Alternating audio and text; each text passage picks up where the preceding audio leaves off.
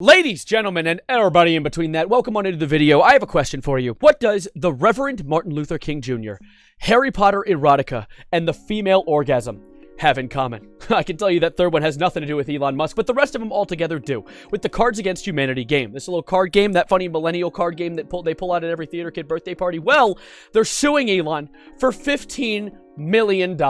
And of course, with him being my favorite nepotism billionaire to point and laugh at, I wanted to make a video talking about it because this is a pretty insane situation that I feel like isn't even necessarily like one of those situations where they're like, oh, but I like Elon, so I'm going to defend him. He's doing something objectively shitty here. And I wanted to talk about it. And I know it looks like I'm squeezing the poor guy to death because I just talked about Elon literally 9 days ago because he threatened to impregnate Taylor Swift on Twitter. But of course, it isn't my fault that he's on a speed run to contract a dumbass, stupid, idiot, brain-eating amoeba by doing all of these dumb things in synchronicity. And so I want to talk about this one regardless because it comes from a post that was posted, because that's what they're called now, posts on Twitter, from the Cards Against Humanity official Twitter. They sent this website out called Elon Owes You $100, and I went to go give it a look, and they do an in-depth breakdown of why they're suing Elon, as well as what you can do to help them. Because this lawsuit isn't necessarily them trying to just squeeze $15 million out of Elon. Because this is really actually part of a bigger project altogether. This is a part of a project that Cards Against Humanity put together 7 years ago called Cards Against Humanity Stops the Wall.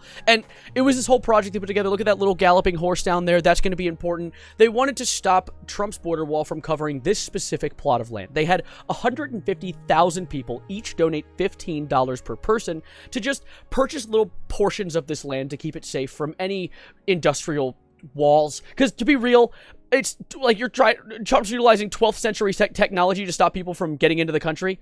That's revolutionary. That's really crazy. Because you think like border wall, and you think the Great Wall of China. Oh my God, that stopped the Mongolians. That's perfect. It's gonna be perfect. But it's like a chain link fence. Like I could get over that. Like that wall would literally lose to 2 of the 3 things in rock, paper, scissors. And so the whole idea was they wanted to just stop that part of the land from being ruined. They wanted the grass to stay there. They wanted the horses to be able to freely graze.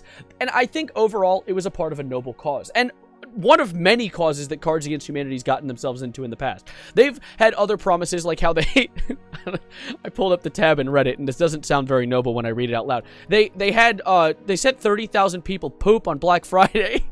Okay. They had a bunch of profit for different funds for beliefs that they have, as well as digging a fucking massive hole. They just dug a giant hole. And so this was one of their bigger projects where they had 150,000 people, $15 each, and they were protecting this land for quite a long time. And this is where Elon gets involved. Because the thing is, Elon operates in Texas, which is where that whole Mexico thing happens. That's where that place is. And so while Elon is doing all of his SpaceX tomfoolery, building rockets, shooting them up, watching them explode, and then crying again, there was places he needs to keep all of his shit. Trash, garbage, things like that. And that's where this plot of land comes back into play. Because what happened was they posted this little image where they're like, before Elon Musk, look at that. It's perfect. Like a world without Elon. Like, it's like, ah. And then you scroll down, world with Elon. He's a litter bug. This isn't any political move. This isn't Elon trying to, like, spread freedom of speech on Twitter by being more racist than normal. He's literally just throwing garbage on an animal land. He was like, look at all those beautiful horses. Oh, nature is so wonderful. Can you put all of my shit over there? Can you? Yeah, like the pipes and shit, tractors, just shit I'm not using. Just throw that on that field. Oh, it's protected? I have more money than them. I don't give a shit. And if your blood's made of barbecue sauce and your brain's made of sponges and you still think littering is a valid thing to do, also keep in mind that this isn't just a littering situation. This is a situation where just because Elon's a billionaire, he thinks he can do whatever he wants, and so he stole other people's land that they have purchased.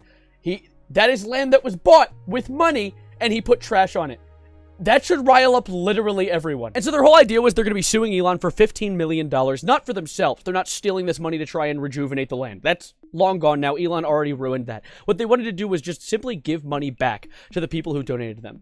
$15 million, 150,000 people. They want to give $100 per person to each person that gave them 15 bucks, which I think is so incredibly cool. I think that's outstanding that they want to try and just not only take money from Elon for doing an objectively shitty move, littering, just being a dickhead, but giving the money back to the people simply because they weren't able to keep their promise of protecting that land. Which, as I said, is something that Cards Against Humanity is extremely vigilant of, keeping their promises. As I said, with the poop box, the donating to charities for causes they believe in, and big ass hole. And so they talk about that in the article, and they also bring up how Elon isn't as much of the same.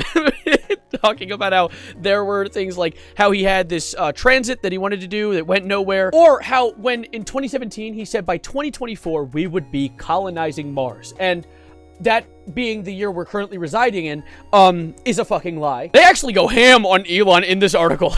They bring up a few things that Elon probably did not want to be public. Unfortunately, though, the New York Times and Business Insider don't like when you look at articles without their permission, but this one talks about how Elon, let's refresh real quick, a little peek. He has a giant charity, and he keeps a lot of the money from that charity in his own accounts, which is a questionable thing, arguably. I don't know why this article went literally nowhere, but maybe it's because the guy with a lot of money didn't want it going anywhere. Or also how this article from Business Insider talks about how Elon exposed himself, like his little Johnson, little weenie, to a woman on a plane, and then paid her $250,000 so that she wouldn't spread that knowledge anywhere. Well, I'm spreading that knowledge everywhere. Elon, can I please have $250,000? And Cards Against Humanity has an interesting ending to the article where they bring up some interesting details that Elon might be doing in Texas that might not necessarily be legal. And they reference an article from a Pulitzer Prize-winning investigative journalist who wrote this article. The boosters. Liftoff at Musk's SpaceX base was fueled by wheeling, dealing Texas politicians.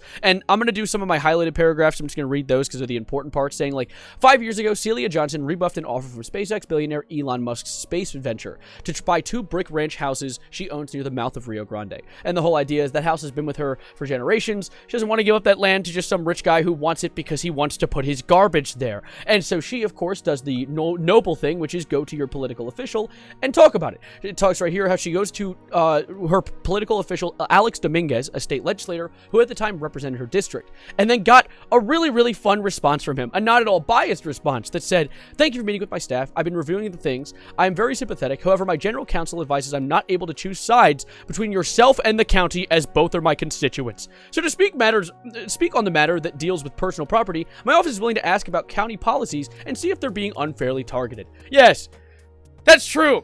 I can't pick sides between the people who voted me into my political position and the county. What does that mean? What do you mean by that? Well, I know what they mean by that, because right after that, they talk about an interesting little addition to this, where Dominguez is one of dozens of current and former public officials whose finances, business relationships, and political fortunes were enmeshed with the speedy growth of Starbase. He's gross. Starbase isn't. It's just growing. As Musk's development is known, Starbase expansion has injected a dizzying influx of money into campaign coffers, business dealings, and the personal finances of people elected to represent the public. So the whole idea is, to me it sounds like Elon is the fucking Onceler from the Lorax, and except for instead of just being charismatic, because he is the opposite of that, he's just paying off politicians so that he can destroy the land at a more efficient rate, which is crazy. Pick a struggle, Elon. Either be a racist asshole or be a horrible, evil business mogul. You can't be both, because if you're an evil asshole, people are going to more closely investigate you so that the evil, like, conniving business mogul side of you gets exposed a little easier, like this article did so. And of course, I'm going to link this article in my description. I want you guys to go and check it out as well, because there is actually a little copy pasta they wrote out for you. They have either one for people who have donated, saying, hey, in 2017, I paid Cards Against Humanity to protect a pristine plot of borderland from Trump's racist wall, and then you can copy and paste that